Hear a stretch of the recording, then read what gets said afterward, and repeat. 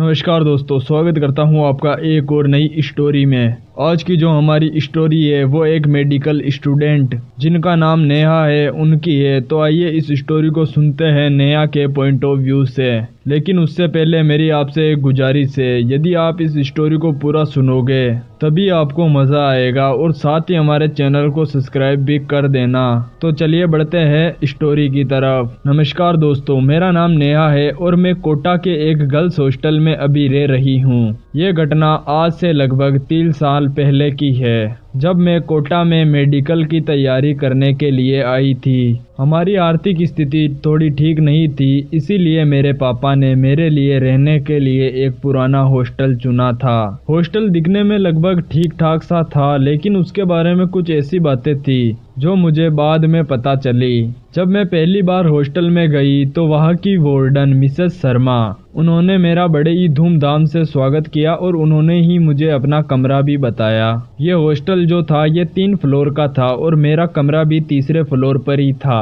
लेकिन वो फ्लोर मुझे थोड़ा अजीब और सुनसान सा लग रहा था। उस फ्लोर में बिल्कुल भी हलचल नहीं थी, वहाँ पर एक अजीब सी खामोशी थी और मेरे कमरे के ठीक सामने एक बंद पड़ा हुआ कमरा भी था, जिस कमरे पर एक बड़ा सा ताला लगा हुआ था। मैंने वार्डन से पूछा, मैम ये कमरा बंद क्यों है? उन्होंने थोड़ा झिझकते हुए मुझसे कहा, यह कमरा बहुत ही पुराना है और अब इसे कोई भी इस्तेमाल नहीं करना चाहता और तुम इधर उधर की बातें छोड़ो और अपनी पढ़ाई पर ध्यान दो। लेकिन मुझे उनकी बातों में कुछ ऐसा लगा जिसने मेरे जहन में एक हल्का सा डर बैठा दिया।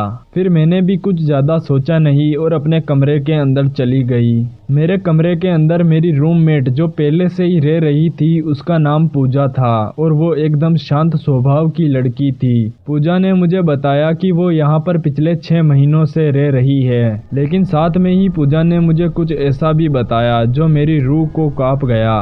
पूजा ने मुझे ये बताया कि रात को इस हॉस्टल के अंदर अजीब सी आवाज़ें सुनाई देती है, लेकिन मुझे उसकी बातों पर विश्वास नहीं हो रहा था और मैं ये बातें सुनकर हंसने लगी। मैंने पूजा से कहा, तुम बहुत ज़्यादा सोचती हो, हम यहाँ पर सिर्फ पढ़ाई करने आए हैं, तुम भूत प्रेत की बातों पर इतना ध्यान मत दो। फिर रात हुई और हम दोनों सोने की तैयारी करने लगे। हमारे कमरे की खिड़की से हल्की सी ठंडी हवा आ रही थी और साथ में ही बाहर से जो अंधेरा आ रहा था वो कमरे के अंदर एक डर का माहौल बना रहा था। मैं जैसे ही सोने के लिए बिस्तर पर लेटी तभी मुझे ऐसा लगा जैसे कोई मेरे कमरे के बाहर खड़ा हो। ये देखते ही मैं झट से फिर से बिस्तर से खड़ी हुई और खिड़की के पास में गई। खिड़की को खोला और झाँक कर देखा, लेकिन वहाँ पर कोई भी नहीं था। मैंने सोचा शायद से मुझे कोई भ्रम हुआ होगा और मैं जाकर सो गई। रात के करीबन 2 बजे मुझे किसी की रोने की आवाज़ सुनाई दी। वो आवाज़ इतनी हल्की थी कि मुझे लगा शायद से कोई पास वाले कमरे में ही रो रहा हो। मैंने जल्दी से पूजा को जगाया और पूजा से पूछा, तुम्हें ये आवाज़ आ रही है?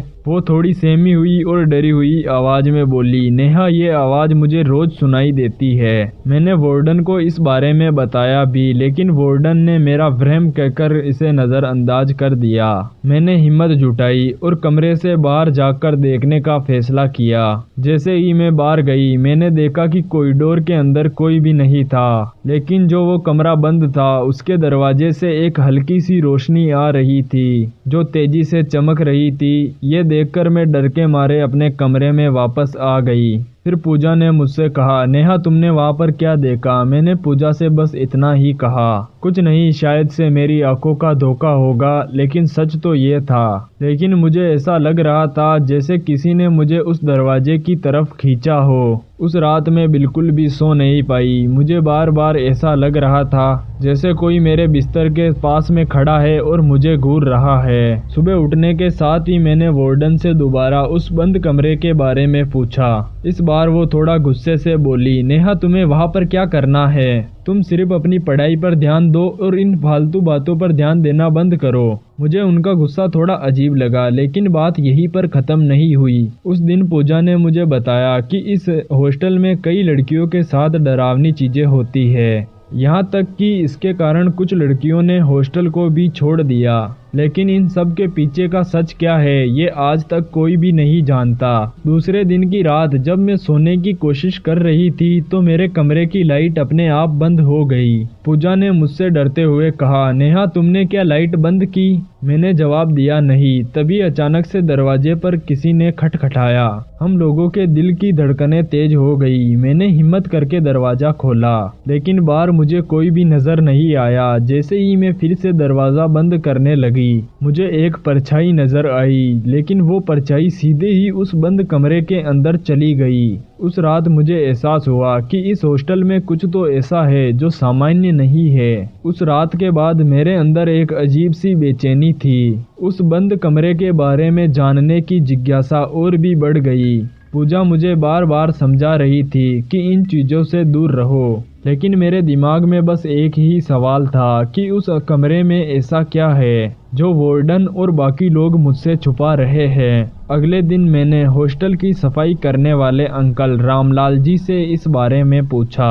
वो पहले तो झिझकते रहे, बाद में धीरे से बोले, बेटा वो कमरा अशुभ है। 5 साल पहले वहाँ पर एक लड़की निशा रहती थी। उस लड़की ने उसी कमरे के अंदर आत्महत्या कर ली। लोग कहते हैं कि उसकी आत्मा आज भी वहाँ पर भटक रही है। इस हॉस्टल की कई सारी लड़कियों ने वहाँ पर अजीब अजीब सी चीजें महसूस की, इसलिए उस कमरे को हमेशा के लिए बंद कर दिया गया। उनकी ऐसी बातें सुनकर मेरे रोंगटे खड़े हो गए, लेकिन अब मुझे और भी ज़्यादा यकीन हो गया था कुछ तो गड़बड़ है। मैंने पूजा से कहा, हमें इस कमरे के अंदर जाना होगा।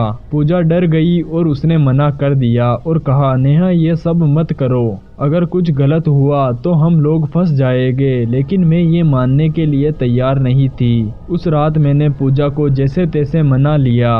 हमारे पास बस एक टॉर्च और हॉस्टल की डुप्लीकेट चाबियां थी जो मैंने रामलाल अंकल से उधार ली थी। रात के करीबन 1 बजे जब पूरा हॉस्टल सो गया था, हम दोनों उस बंद कमरे के दरवाजे के पास में पहुँचे। मेरे हाथ जोरों से कांप रहे थे, लेकिन मैंने किसी तरह चाबी लगाई और दरवाज़ा खोला। कमरा अंदर से बिल्कुल भयानक और डरावना था। ऐसा लग रहा था जैसे वहाँ पर कोई सदियों से नहीं आया हो। कमरे के अंदर एक पुराना सा बिस्तर और एक छोटी सी मेज पड़ी थी। दीवारों पर अजीब अजीब निशान थे, जैसे किसी ने नाखूनों से खरोंचा हो। कमरे के एक कोने में एक अजीब सा पुराना शीशा पड़ा था जिसके ऊपर एक दरार थी। जैसे ही हम लोग अंदर गए, दरवाज़ा अपने आप तेज आवाज़ के साथ बंद हो गया। पूजा ये सब देखकर चीख पड़ी, नेहा ये क्या हो रहा है? मुझे यहाँ से बाहर जाना है। लेकिन तभी अचानक से कमरे की दीवार पर कुछ उभरने लगा। ऐसा लग रहा था जैसे खून से लिखी हुई कोई इबारत हो। वो इबारत थी, तुम्हें यहाँ पर नहीं आना चाहिए था। पूजा ने मुझे खींचकर दरवाज़ा खोलने की कोशिश की,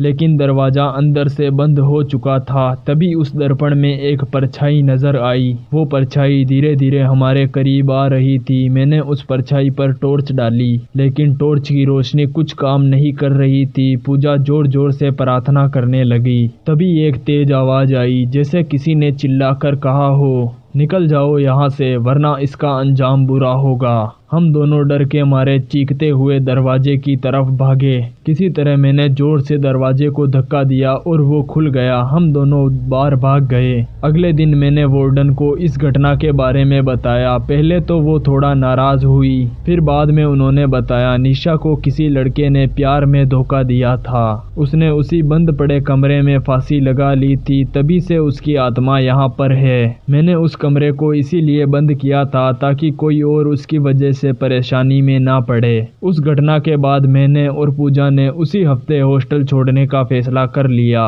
वो रात आज भी मेरी जिंदगी की सबसे डरावनी रात है और मुझे तब भी वो बात याद आती है। मैं डर से सहम जाती हूँ। तो दोस्तों, ये थी मेरी कहानी। आपको कैसी लगी कमेंट करके ज़रूर बताना। धन्यवाद। मिलते हैं अगली वीडियो में। तब तक के लिए हमारे चैनल को सब्सक्राइब करके बेल नोटिफिकेशन को ऑल पर सेट कर ले ताकि ऐसी ही और इंटरेस्टिंग स्टोरियाँ आप सुन सके, वो भी हमारे साथ में।